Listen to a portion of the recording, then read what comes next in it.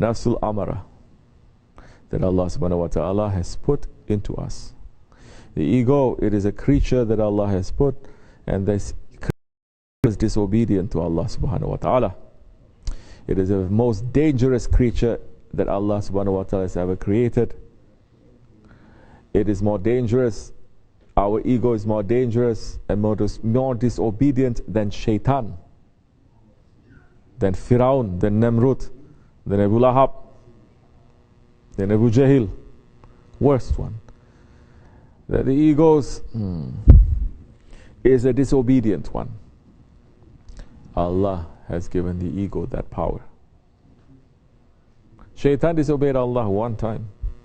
Our ego disobeys Allah every single moment. Now in this world, if we are letting our spirit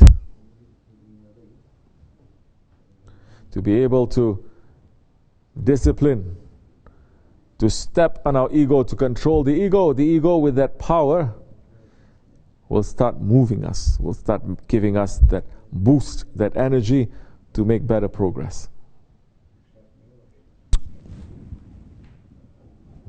First, you have to understand what the ego is. We may speak about it, books have been written about it, but you're not going to understand so much unless you are in the association of a Sheykh, association of a living one. So many books are written about it, so many things are written about it. You can read about it, but you won't understand because your ego is also specific. Everyone's ego is the same, but your ego is specific. Just as everyone has a face, but what is on your face, it is specific, isn't it? 7 billion people, 7 billion faces, but no two people have exactly the same face. So your ego is also unique in that way, and you have to find a Sheykh that is going to hold a mirror to yourself first. You have to understand, you have to look at yourself to say, oh, this is ego. So many people, they don't understand. Because the ego comes in hundreds and thousands of tricks and traps. Maybe you're saying, this is just a habit. It is ego. This is the way I'm taught. This is ego. I'm not thinking. It is ego. Now that Sheikh, that friend of Allah, that one is going to show you what your ego is.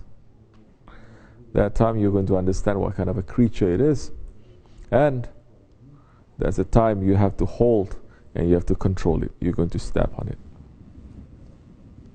Because the ego is not going to rest until it brings you to the hellfire.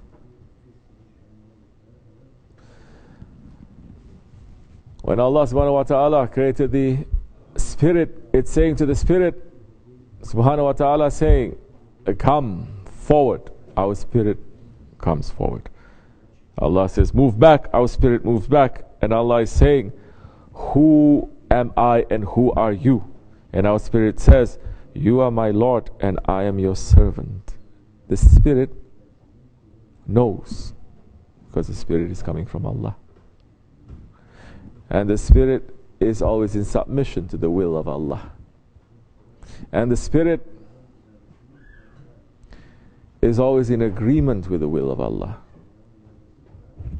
But when Allah subhanahu wa ta'ala created the ego, He's saying to the ego, come forward, the ego move back.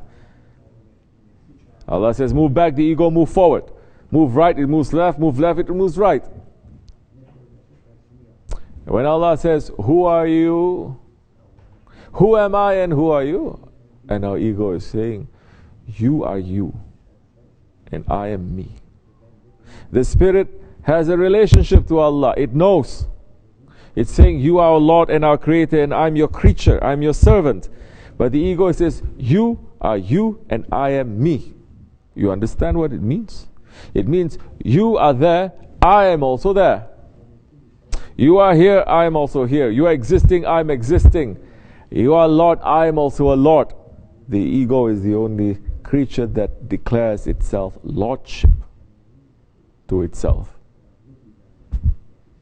You understand? It's declaring, it's challenging to Allah subhanahu wa ta'ala. Did shaitan ever declare lordship to itself? No. But our ego is declaring lordship. Our ego is saying, me. So now, if you are not knowing your ego, that evil inside of you that is declaring lordship, that means you have not gotten rid of the shirk that is inside of you. This hidden shirk.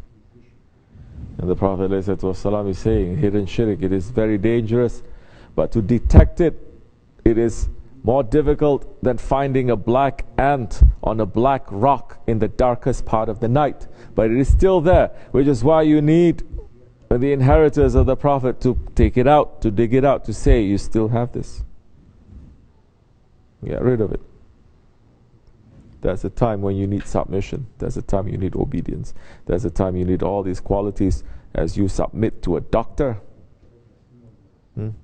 You're so sick, the doctor says, I have to cut you up. You're saying, I submit. You even sign papers to say, I submit. And you just lie there, and the doctor cuts you up. But the person who has a spiritual disease, he does not want to have this submission to the doctor, spiritual doctor. What kind of cure he's going to get? It's not going to get too much a cure. May Allah make us to understand better, to watch ourselves clearer, to always make tafakkur,